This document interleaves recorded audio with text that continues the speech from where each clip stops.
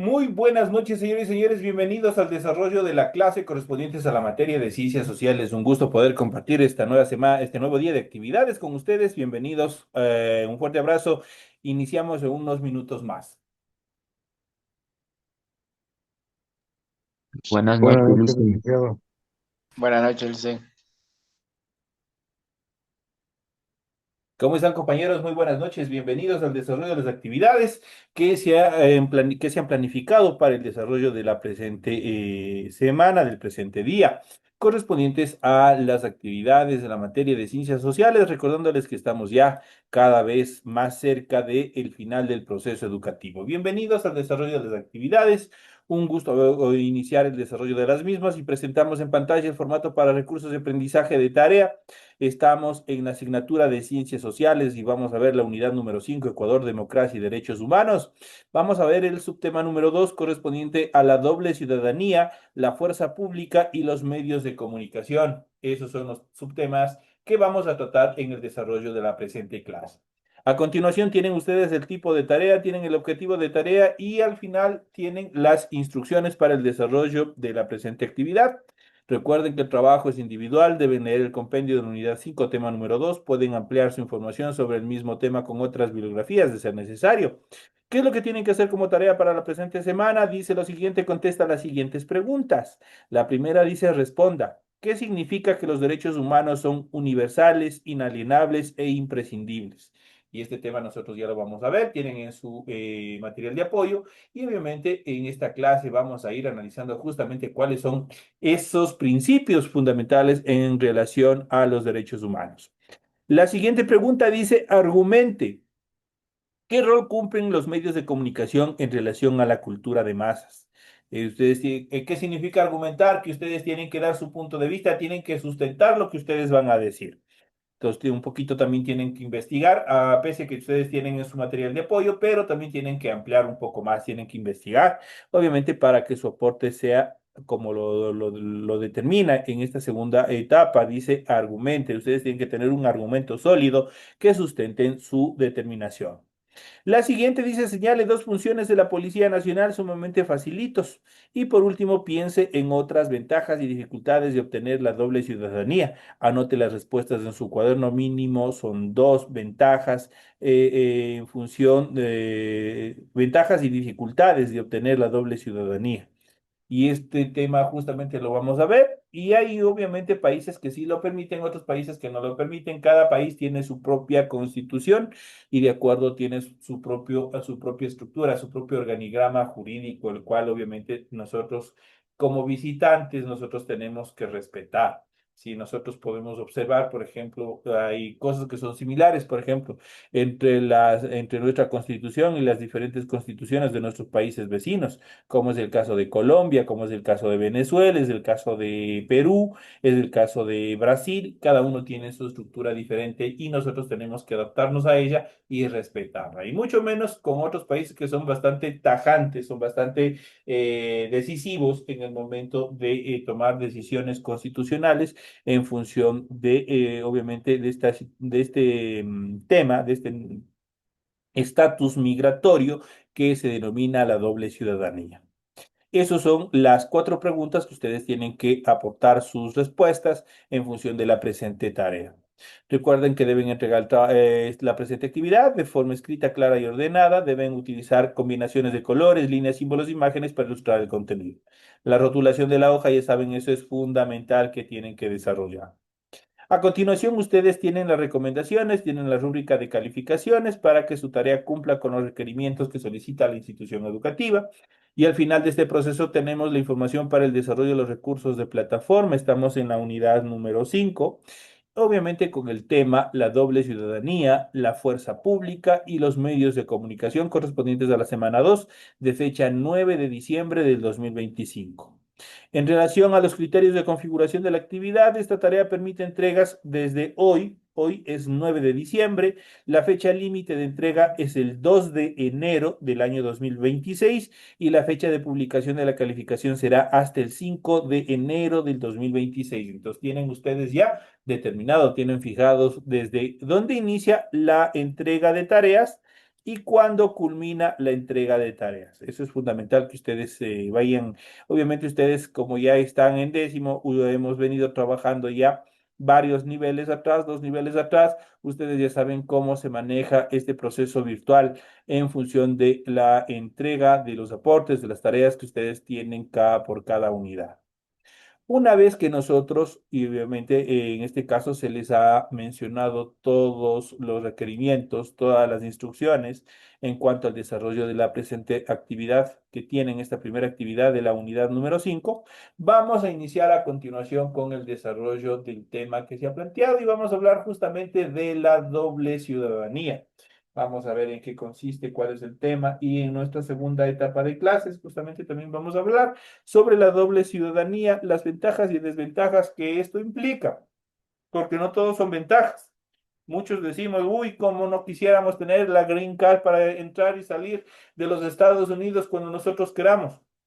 Pero no solamente hay ventajas, también existen desventajas y las cuales tienen ustedes que conocer. Hay doble responsabilidad, hay doble impuestos en el caso de así requerirlo y una serie de obligaciones que también nos asiste como ciudadanos, tanto en un país de origen como en el país de acogida en el cual sacamos esta doble ciudadanía. Pero vamos a ver a continuación la doble ciudadanía. La llamada doble ciudadanía o ciudadanía múltiple es una condición jurídica que disfrutan ciertos individuos al ser reconocidos como ciudadanos simultáneamente por varios estados. Las normas establecidas por el derecho internacional no prohíbe este tipo de doble ciudadanías. A ninguna persona no le prohíbe tener una doble ciudadanía. Esta doble ciudadanía se puede adquirir con el uso de diferentes leyes de dos o más naciones. Por ejemplo, en Ecuador, el artículo número 8 de nuestra Constitución señala que las personas extranjeras pueden obtener la ciudadanía ecuatoriana a través de una carta de naturalización. También puede hacerlo por medio del matrimonio o unión de hecho con una ecuatoriana o ecuatoriano. También lo pueden obtener por haber prestado servicios relevantes al país, entre otras razones. La Constitución ecuatoriana señala también adicionalmente a esto que el obtener la nacionalidad ecuatoriana no implica renunciar a la nacionalidad de origen. Eso quiere decir, pongo un ejemplo, un ciudadano chileno que ha desarrollado actividades relevantes para el país, decide, tanto el país, en este caso nuestro país, Ecuador, decide naturalizar, decide otorgarle la doble ciudadanía. Nuestra constitución obviamente le da la facultad de obtener la doble ciudadanía sin perder la ciudadanía chilena de su país de origen. Por lo tanto, obtiene su doble ciudadanía. Pero esto no aplican a todos los estados. Hay países, por ejemplo, en Medio Oriente, obviamente que esto es penado ante la ley, que tengan es más o menos similar, es un delito como que ustedes tuvieran una doble identidad. En China, por ejemplo, ahí en el momento que ustedes obtienen la doble ciudadanía, la constitución china determina que obviamente los ciudadanos pierden la nacionalidad china si obtienen otra nacionalidad fuera de ese país. Entonces, y así sucesivamente. No, ahora, no todos los estados permiten este tipo de actividades. Vamos a ver los alcances y dificultades de obtener esta doble ciudadanía o la ciudadanía dual o múltiple.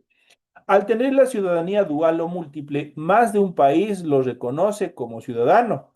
Esta condición viene con una lista de ventajas, tales como acceso a trabajos legales y oportunidad de ingresar a un mercado laboral exclusivo para ciudadanos nacionales, por ejemplo, las carreras militares, tarifas preferenciales para estudios, entradas a museos y parques nacionales, compra de bienes en el extranjero, entre un sinfín de ventajas que tiene. Pero no todo es positivo, no todo es bueno. Por otro lado, el tener doble ciudadanía implica también el doble de responsabilidades. Se debe cumplir con los deberes ciudadanos, esto es pagar impuestos, respetar las leyes en materia civil y militar. Por ejemplo, hay países donde es obligatorio el servicio militar. Aquí en nuestro país, a partir de la reforma de la Constitución del 2008, ya no es obligatorio, pero en otros países sí. También participar en eventos electorales como votante o también como miembros de junta, entre otras obligaciones que deben tener. Pues ustedes igual, los impuestos, las obligaciones con las arcas del Estado es obligación y obviamente ustedes ya generan doble responsabilidad, porque de pronto si tienen una casa, les pongo un ejemplo, una casa en Ecuador y una casa en Colombia, ustedes tienen que pagar impuestos allá y también tienen que pagar impuestos aquí y ya se genera un doble gasto, una doble responsabilidad.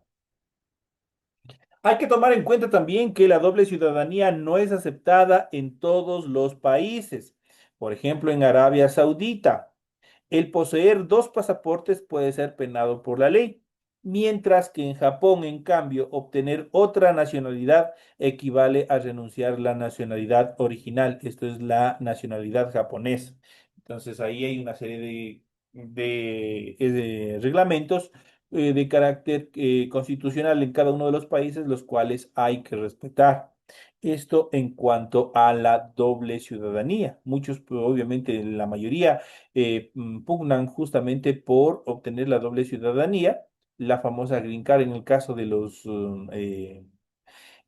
Estados Unidos, pero obviamente esto implica, obviamente, ventajas como tener un trabajo más estable, una mejor remuneración, oportunidades de ingresar a un mercado laboral exclusivo que es solo para ciudadanos naturales de ese país y otras actividades más, tarifas preferenciales, entre otros beneficios, pero también hay que tener mucho cuidado porque obviamente obtenemos una doble responsabilidad y si dejamos de cumplir en A o B país, obviamente ya vamos a generar procesos legales en cada uno de los países. Esto en cuanto a la doble ciudadanía o ciudadanía dual. A continuación vamos a hablar un poco más acerca de la fuerza pública. Todos los países tienen fuerza pública. ¿Qué es la fuerza pública? Son las estructuras militarizadas, tanto internas como externas, que establecen la defensa y la protección de un país. En nuestro caso, la fuerza pública está representada por dos instituciones fundamentales, como es la Policía Nacional y también el Ejército Ecuatoriano. La fuerza pública, por ende, comprende el conjunto de instituciones militares y policiales que tienen como misión fundamental la defensa de la soberanía y la integridad social. Esas son las características en cuanto a la fuerza pública. ¿Cuáles son las funciones de la fuerza pública? Está establecida en dónde? En la Constitución de la República.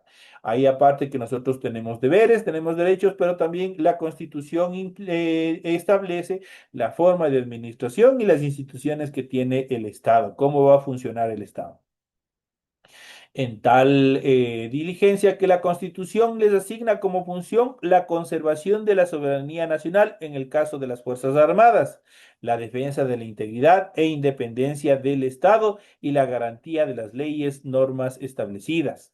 Además, deben mantener el orden y la seguridad del país dentro y fuera de las fronteras, precautelando el territorio nacional y haciendo uso de las armas si fuere necesario. Esas son las características y las condiciones en cuanto a las obligaciones, las funciones que tiene la fuerza pública. ¿Cuáles son las características?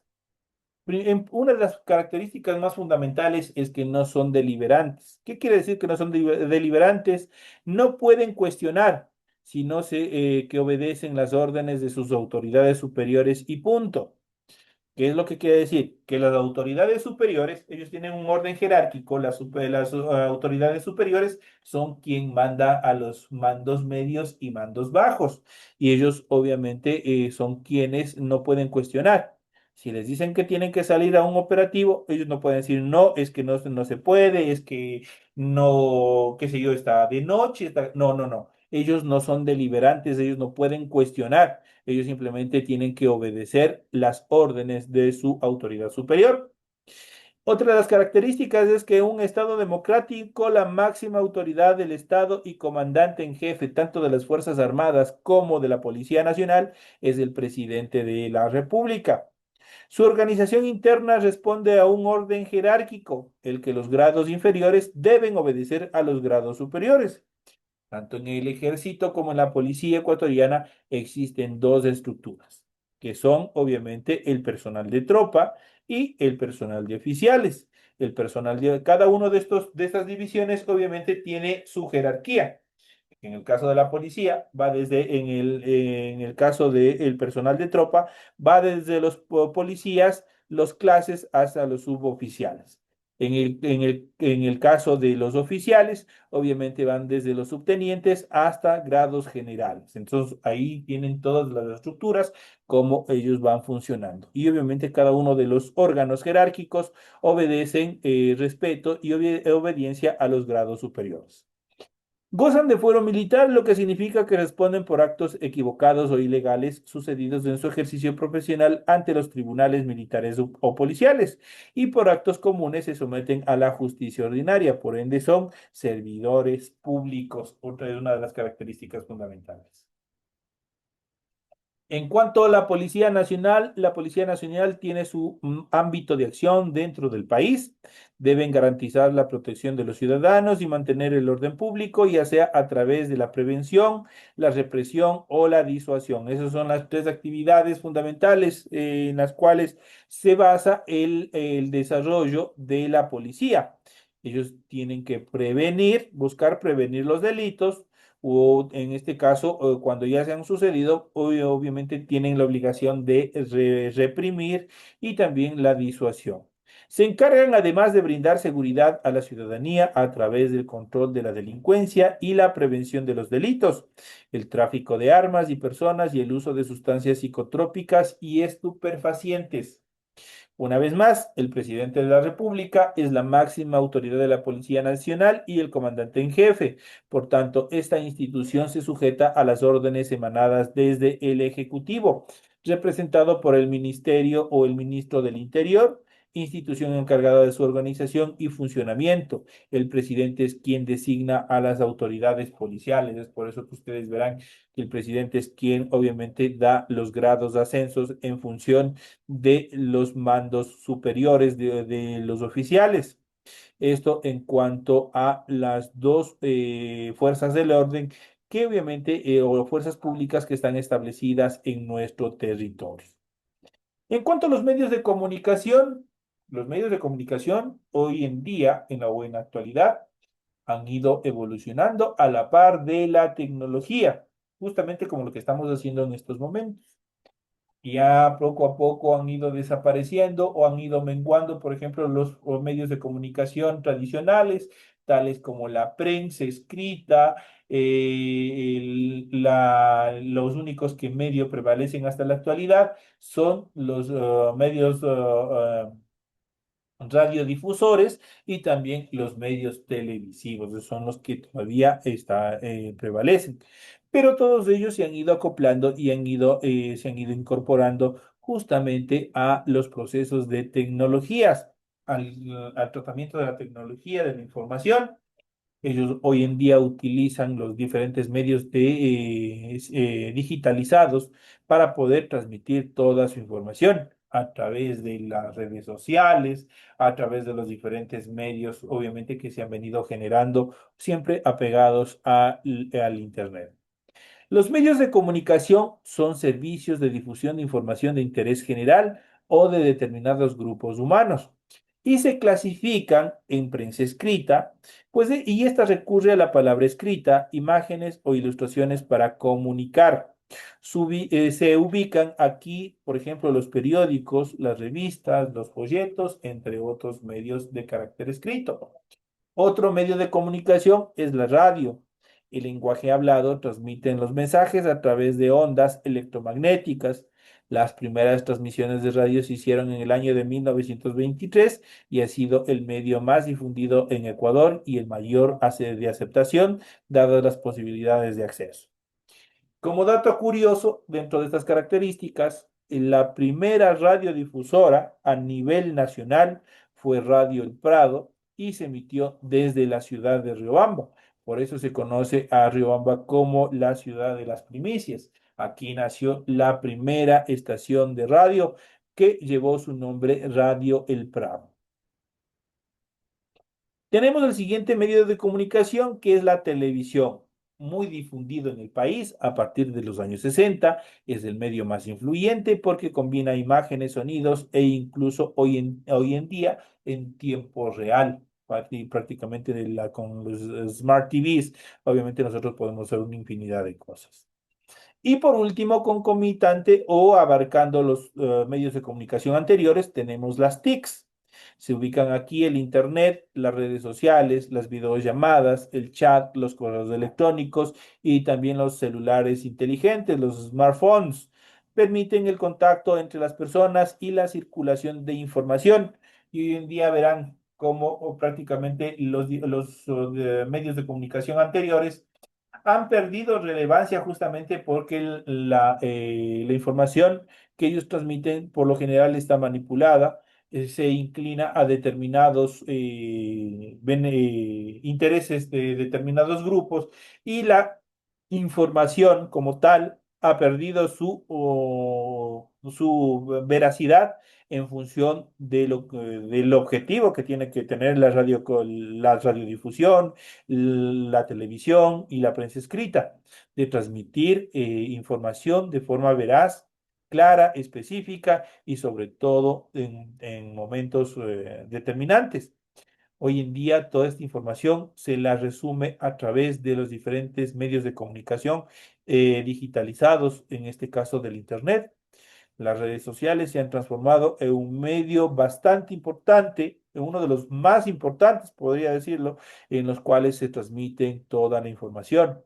Por ejemplo, ¿quién no está en Facebook? ¿Quién no está en TikTok? ¿Quién no está en la cuenta X y otros medios más de difusión digitalizada que existen, donde nosotros estamos viendo noticias, nos estamos enterando de farándula, estamos enterándonos de política, tenemos una infinidad de información, incluso a través de estos medios de comunicación, nosotros sabemos qué sucede al otro lado de nuestro planeta. ¿Qué es lo que suscitó el día de ayer? Por ejemplo, en Japón, en China, obviamente se dio un fuerte terremoto, ¿no es cierto? Y eso nosotros ya nos enteramos por acá. Gracias a la eficacia, a la parte determinante que tienen las redes sociales el momento de transmitir información. Pero los medios de comunicación también tienen un rol bastante cultural, los cuales permiten transmitir cultura, permiten transmitir una serie de acontecimientos, permiten transmitir una serie de información de carácter social que nos permiten conocer otras culturas que obviamente en otros contextos sería difícil de conocer. La cultura global actual es una cultura de masas. Esta se basa en la producción masiva de bienes y el flujo de los medios de comunicación en la conciencia de las personas para que consuman determinados productos. Por ejemplo, si una persona crea un tema musical y este no suena en los medios de comunicación, difícilmente la gente comprará sus discos. De igual manera, a través de las programaciones televisivas, por ejemplo, se transmiten moda, estilos de vida, costumbres, lenguajes y formas de entender el mundo, que muchas veces son imitados y asimilados por una gran cantidad de consumidores, especialmente por las personas, por los adolescentes, por los jóvenes. Esto es lo que se conoce como cultura de masas, porque vamos conociendo y vamos muchas veces aceptando, vamos adoptando determinadas costumbres de otras latitudes. Esto puede ser de un punto de vista positivo, pero también es negativo, porque al momento de que la población receptora de este tipo de cultura, de este tipo de comunicación que transmite cultura, prácticamente, ¿qué es lo que vamos a hacer? Vamos a irrumpir, vamos a destruir nuestra propia identidad, nuestra propia cultura, al adoptar culturas de otras latitudes. Pero los medios de comunicación también pueden ser aliados en el fomento de la cultura de un pueblo, ya que existen programas con fines educativos o de recuperación o y rescate de culturas de un pueblo y de su patrimonio natural y cultural. Justamente es lo que sucede especialmente en nuestra provincia de Chimborazo, en la ciudad de Riobamba, a partir de todo el mes de diciembre, parte de enero y también casi hasta carnaval, que son un proceso cultural religioso que obviamente transmite las costumbres de nuestro pueblo, las tradiciones de nuestro pueblo, y eso lo transmiten los diferentes medios de comunicación. y obviamente estamos hablando de los famosos pases de niño, donde existe una gran mezcla cultural en cuanto a música, en cuanto a danza, a vestimenta y también a costumbres gastronómicas, una diversidad gastronómica bastante amplia en los cuales obviamente se pone a representación de todo el público a partir de todos estos días, este mes de diciembre y enero que nosotros tenemos por acá.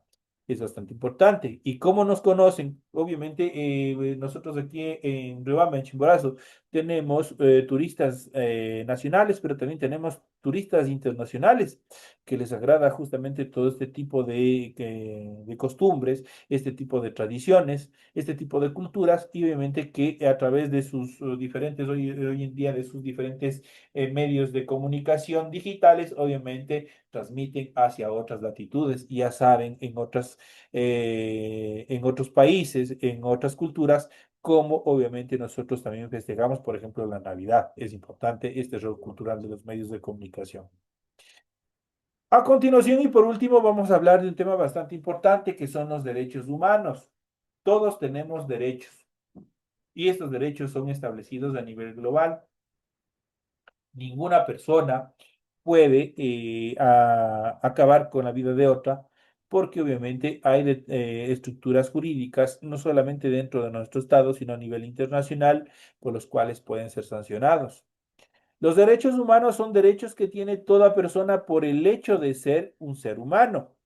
Estos permiten a las personas vivir con dignidad, sin humillaciones, sin discriminación ni amenaza, y deben cumplir en todos los ámbitos en los que se desarrolla, como la familia, el barrio, la escuela, el colegio, el lugar de trabajo y en general todos los ambientes en los cuales nosotros obviamente interactuemos en sociedad. Los derechos humanos tienen influencia jurídica, por lo que suelen estar consagrados en la constitución de cada uno de los estados o de las naciones.